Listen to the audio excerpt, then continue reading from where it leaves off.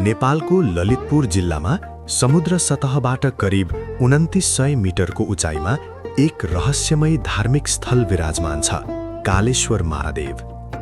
तर यो साधारण मन्दिर होइन, यहाँ लुकेको छ हजारौं वर्ष पुरानो कथा, किम्वदन्ती र अद्भुत शक्तिको रहस्य। आज हामी तपाईलाई लैजानेछौँ एक यस्तो यात्रामा जहाँ मिथक, श्रद्धा र प्रकृतिको सौन्दर्य एकै ठाउँमा भेटिन्छ। स्वस्थानी भट्टकथामा उल्लेख भए अनुसार जब महादेवले सतीदेवीको मृत शरीर बोकेर विश्व भ्रमण गरिरहेका थिए, सतीदेवीको कण्ठपतन भएको स्थानमा कालेश्वर ज्योतिर्लिङ्ग उत्पत्ति भयो। यो ज्योतिर्लिङ्ग नेपालमा विद्यमान 64 ज्योतिर्लिङ्गहरूमध्ये एक हो। तर कथा यतिमै सीमित छैन। एक किम्वदन्तीका अनुसार प्राचीन कालमा यस स्थानमा काल अर्थात् काल पुरुषले एउटा शिला स्थापना गरेर कठोर तपस्या गरे।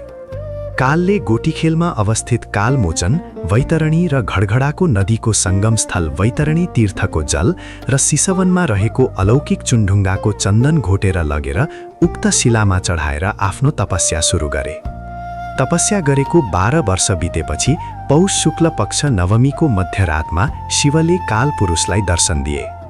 शिवले कालपुरुषलाई दर्शन दिएपछि कालपुरुषले शिव समक्ष बिन्ती गरी भने, हे भगवान, यस पृथ्वीमा जन्मेका प्राणीहरू सबै बाँचिरहे, यस भूमिमा अटाउँदैनन्, त्यसैले आयुको अधिकार पाऊ। कालपुरुषको बिन्ती सुनेर शिवले आज्ञा दिँदै भने, हे कालपुरुष, तिम्रो तपस्याबाट म प्रसन्न भएको छु।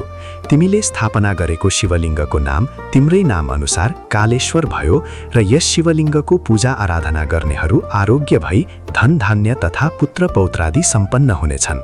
अबदेखि जीवधारी प्राणीहरूको आयु तिम्रै अधीनमा रहनेछ। त्यसपछि शिव अन्तर्ध्यान भए। एक अर्को किम्वदन्तीका अनुसार कालले भक्तिपूर्वक कालेश्वरको पूजा गरिरहेको लम्बकर्ण नामक एक महापापी व्याधाले देखे। त्यसपश्चात उसले पनि जल चढाएर फूलको आसन राखी फलफूल बेलपत्र लगायतका पूजा सामग्रीहरू चढाएर कालेश्वर महादेवको पूजा आरती गरे। फलस्वरूप उसको सर्व पाप नष्ट भएछ। त्यसमाथि जब उसको मृत्यु भयो, शिवभक्त भएका कारण शिवगणहरू आएर उसलाई विमानमा राखेर कैलाशमा लगे भन्ने कथन रहेको छ। यसैले कालेश्वरलाई पाप मोचन स्थल पनि भनिन्छ। ललितपुरका प्याङ गाउँवासीहरूले कालेश्वर महादेवलाई कुलदेवता मान्दै पूजा गर्ने परम्परा आजसम्म जीवित छ। कालेश्वर महादेव केवल धार्मिक स्थल मात्र होइन, प्राकृतिक सौन्दर्यले भरिएको गन्तव्य पनि हो। गोटीखेलबाट करिब 12 किलोमिटरको दूरीमा पहाडको टुप्पोमा रहेको यो स्थानबाट विभिन्न हिमश्रृङ्खलाहरू देख्न सकिन्छ।